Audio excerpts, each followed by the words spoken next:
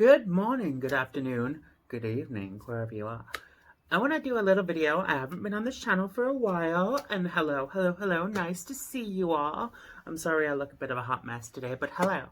So, I wanted to do a quick video because yesterday I made Seonkyong Longest, I made her instant kimchi, and I did it as a test. I was going to do it for the channel, but I really wanted to make sure that I did it right first. So, I want to show you how I store my kimchi and the kimchi that I made. So, this is my kimchi container. It's usually for fermented kimchi, but it's also a storage container for, it says kimchi, sauerkraut, and pickles as well. Now, this is what I use. It cost around, it's BPA free and everything like that, so it's made for this so it can last. It cost about 25 bucks from Amazon. I have had it for maybe a couple of years now, and it's been very reliable. It's been very easy to clean. It's got the multi-locking and secure doodads. So, yeah, let's do this, shall we? So, I'm sorry if you're wobbling. Alright, so, yesterday, we have our lid.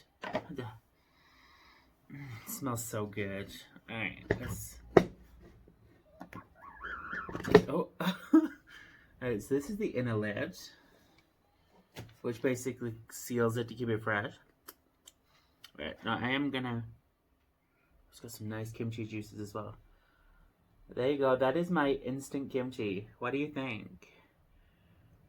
I think it goes by... and I don't want to butcher the name, I believe it goes by the name gajjari. Which is essentially fresh kimchi. But let me show you. So, it is.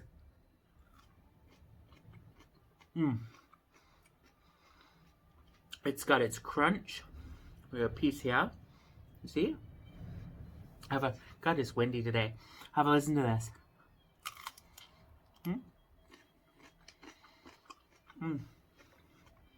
Forget about it. So yeah, the recipe was really easy. I used 3 whole Napa cabbage or Chinese leaf, and I soaked it in the coarse sea salt flakes for 40 minutes. I rotated it halfway through to make sure that everything was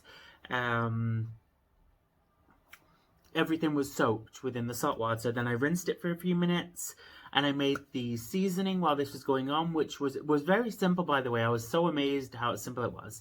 It's green onion, garlic, fish sauce, apricot preserve, which, by the way, Seonkyong Longest, that is one of the hardest things to find. I'm just going to tell you right now, where I live in Manchester, UK, it's very difficult to find that, but I got it. And I mixed all that together with 3.5 tablespoons. I didn't use the 4 because I already knew it was going to be spicy, but I used about 3.5 servings of gochugaru, the hot pepper flakes. Mixed it all together, made the nice paste, put it in the fridge. When everything was done, I brought this back, and once the cabbage was drained, I put it into the bowl again, because I actually bought a huge washing up bowl that goes in the sink to make the kimchi, because it's so big that I could do a big portion all at once, which, by the way, hello, great idea. And I mixed it all together. I was squeezing to get that flavor in there. It has just been phenomenal. And my dad had some last night, and he said that he loved it. I am so sorry. I always forget to mute my phone when I'm recording videos. But yeah, that is my instant kimchi, my gajjari. I really hope I'm not butchering that. If I am, I truly apologize. I have nothing but respect for Korea. So, yeah, this was wonderful. Thank you, Seonkyong Longest. I will link her video. She's a very big YouTuber, and she's big on Facebook and this kind of thing. I will link her video so you can follow step by step if you want to make this. It is totally worth it. It is delicious. It is spicy.